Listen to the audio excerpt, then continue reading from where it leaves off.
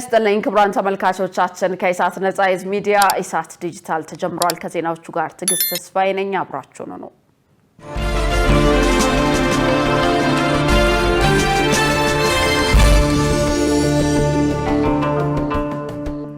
ቀዳሚ ወዳደረግነው መረጃ አልፋለሁ።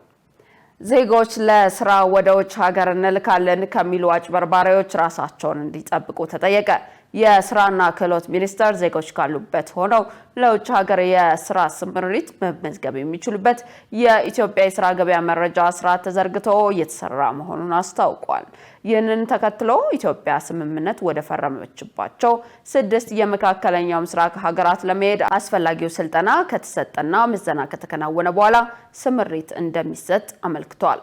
በመሆኑም ከመንግስት እውቅናና ፍቃድ ውጪ ወደ ውጭ ሀገራት የሚደረግ የስራ ስምሪት አለመኖሩን በመገንዘብ ዜጎች ህይወታቸውን ጊዜያቸውን ብሎም ገንዘባቸውን ከማጣት እንዲቆጠቡ ተጠይቋል።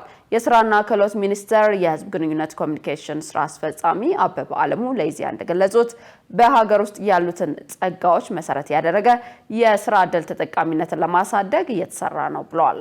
ያም ሆኖ የውጭ ሀገር የስራ ስምሪት ካስፈለገም ዜጎች በሚኒስትሩ አማካኝነት በተዘረጋ አሰራር በየወረዳቸው በሚገኙ የቴክኒክና ሙያ ማሰልጠኞች በመሰልጠን ደህንነታቸው ብሎም ተጠቃሚነታቸው ተጠብቆ ስምሪቱን የሚያገኙበት ሁኔታ እንዳለ አስረድተዋል። በህገወጥ የሰዎች አዘዋዋሪ ደላሎች የሚደረግ የውጭ ሀገር ጉዞ የራስን ከዚያም የቤተሰብ ኑሮን ለከፋ ችግር እንደሚያጋልጥ ተገንዝበው ከዚህ አደገኛ አካሄድ እንዲቆጠቡ ጥሪ አቅርበዋል። የሰላም ሚኒስቴር የባህላዊ የግጭት መፍቻ መንገዶች ዘመናዊ አቅም የሚያላብስ ጥናት እየተካሄደ መሆኑን አስታወቀ።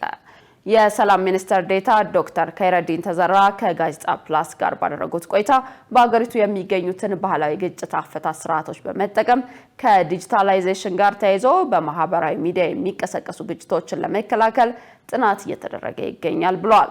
በባህላዊ የግጭት አፈታት ስርዓት ውስጥ ያለው ውይይትና መደማመጥ ለዲሞክራሲያዊ ስርዓት ግንባታ ወሳኝ ነው ያሉት ሚኒስትር ዴታው ጥናቱ የግጭት አፈታት ስርዓቶች በማህበረሰቡ ዘንድ ያላቸውን ቅቡልነት እንዳያጡ ተደርጎ የሚከናወን መሆኑን አስረድተዋል።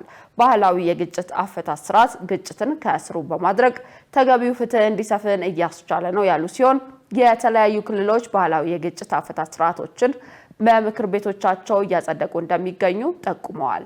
ባህላዊ የግጭት አፈታት ዘዴዎች ለዲሞክራሲያዊ እሴት ግንባታ እንዲሁም ችግሮችን በውይይትና በንግግር ለመፍታት ሚናቸውን እንዲወጡ ሚኒስቴር መስሪያ ቤቱ ትኩረት አድርጎ እየተንቀሳቀሰ መሆኑን ገልጸዋል።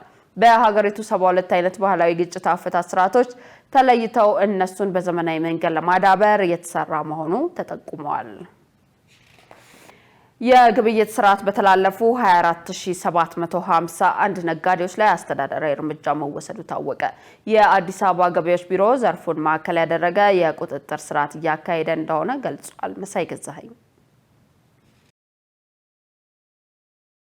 የአዲስ አበባ ከተማ አስተዳደር ገቢዎች ቢሮ ፍትሃዊ የግብር አሰባሰብ ስርዓትን ለማስፈን በርካታ ተግባራትን እየከወነ እንደሆነ ይገልጻል። ከዚህም ቀደም የህግ የበላይነትን ለማስከበርና በደረሰኝ መገበያየትን በሚመለከት በተለያዩ መንገዶች የቁጥጥር ስራ እየሰራ እንደሆነ ተቋሙ ገልጿል። በዚህም በቅርቡ የተጀመረ የመኪና ላይ ደረሰኝ ቁጥጥር አንደኛው የቁጥጥር መንገድ ነው። ቢሮው በበጀት ዓመቱ የመጀመሪያ ሩብ ዓመት በመደበኛና በር ለበር ቁጥጥር በ123038 የንግድ ድርጅቶች ላይ የደረሰኝ ቁጥጥር ለማካሄድ አስቦ ከእቅድ በላይ ቁጥጥር ማድረጉን የቢሮው ኮሚኒኬሽን ኃላፊ ሰውነት አየለ ገልጸዋል። በዚህም ወቅት ያለደረሰኝ ሲገበያዩ በተገኙ ነጋዴዎች ላይ አስተዳደራዊ እርምጃ ተወስዷል ብለዋል። ያለደረሰኝ ሲገበያዩ እንደዚሁም ደግሞ የሽያጭ መመዝገቢያ ማሽኖችን አጠቃቀም ችግር የነበረባቸው ወደ 24751 የሚሆኑ ነጋዴዎች ላይ አስተዳደራዊ እርምጃ የተወሰደበት ሁኔታ አለ። ከዛ ባለፈ እንግዲህ የነዚህ የደረሰኝ ቁጥጥር ዝም ብሎ በቸርቻሪው ላይ ብቻ ያማከለ ሳይሆን አምራቾች፣ አስመጪዎች፣ ጅምላ ከፋፋዮች እንዲሁም ደግሞ ቸርቻሪዎች ላይ ትኩረት ተደርጎ እየተሰራ ነው ያለው ማለት ነው።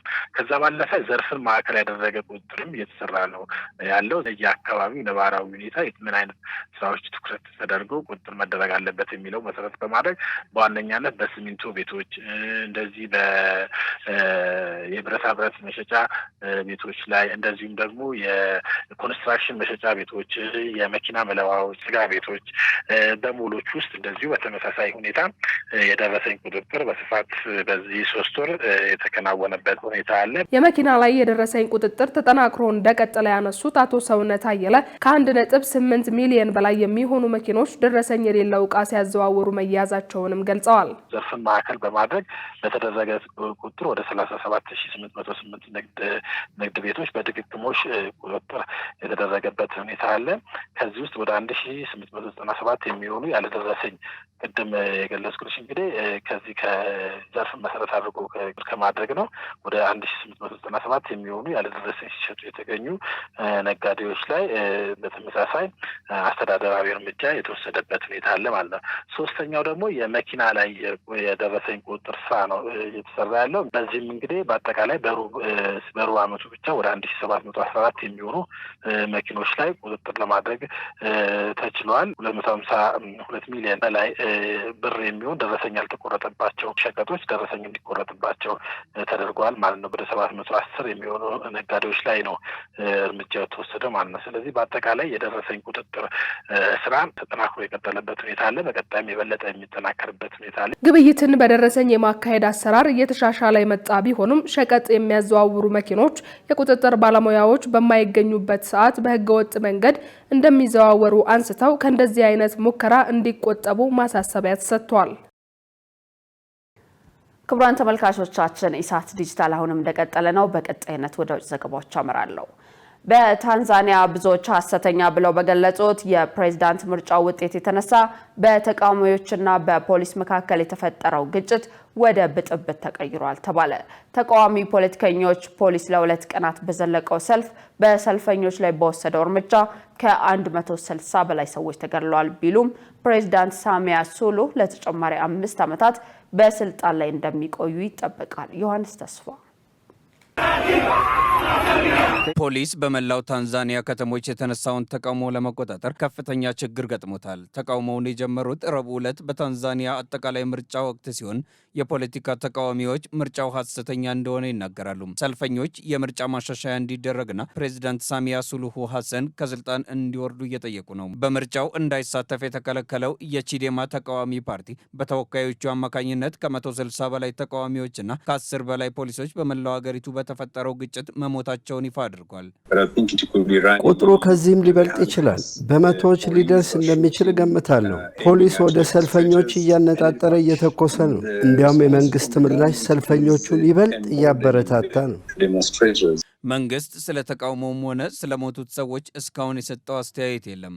በመብት ተሟጋች ቡድኖች በጋዜጠኞችና በኢንተርኔት ላይ የተጣሉ ገደቦች መረጃ ለማጣራት የሚደረገውን ጥረት አስቸጋሪ አድርገውታል። በታንዛኒያና በኬንያ ድንበር ላይ በፖሊስና በተቃዋሚዎች መካከል የተፈጠሩ ግጭቶች የአካባቢውን የንግድ እንቅስቃሴ አግደውታል።